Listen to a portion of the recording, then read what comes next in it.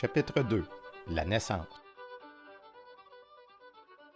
Alors, suite au mariage d'Ormida Mallette et Emma Deneau à la Chine en 1884, la naissance d'Alcide, naissance et décès de Marianne Emma, c'est finalement le 1er février 1891 dans la paroisse des Saints-Anges gardiens à la Chine que nous allons baptiser Alexandre Ormida, né la veille, fils légitime d'Ormida Mallette qui est maintenant journalier, et Emma Deneau. Le parrain a été Alexandre Poirier et la marraine Louise Mallette. Louise, c'est pas la sœur d'Ormida, mais probablement une cousine. J'ai pas trouvé le lien familial, mais une chose est certaine, c'est que le couple d'Alexandre Poirier et Louise Mallette, pas longtemps avant le baptême, eh bien, habitait Alfred dans le comté de Prescott. Même comté qu'on va transporter notre histoire un an plus tard, mais cette fois-ci à Saint-Isidore de Prescott, à quelques kilomètres de distance. Oui, on se souvient, Emmanuel Aumet et Annie McMartin, une descendante écossaise, avaient trouvé l'amour à Beauharnois.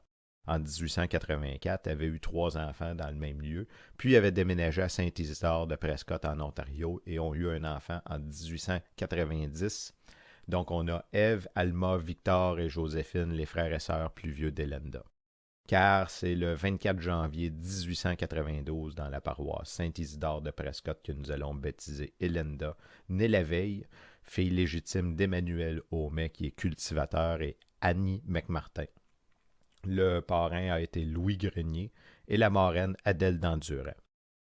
Qui est Adèle d'Endurant? Eh bien, Adèle et Louis étaient originaires de Beauharnois eux aussi, mais pas mal plus vieux qu'Emmanuel Aumet et Annie McMartin. Mais ils ont été des pionniers de Saint-Isidore de Prescott. Arrivée en 1872, en plus d'être une défricheuse avec son mari et mère de 15 enfants, elle fut considérée par ses concitoyens comme la mère des pauvres, toujours prête à aider son prochain et les nouveaux colons. C'est probablement dans ce contexte qu'Emmanuel et Annie ont demandé à ce couple d'être parrain-marraine d'Elenda.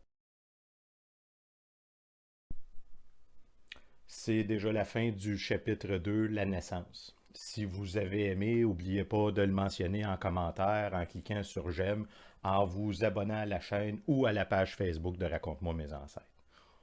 On se revoit la semaine prochaine pour le chapitre 3, leur enfance.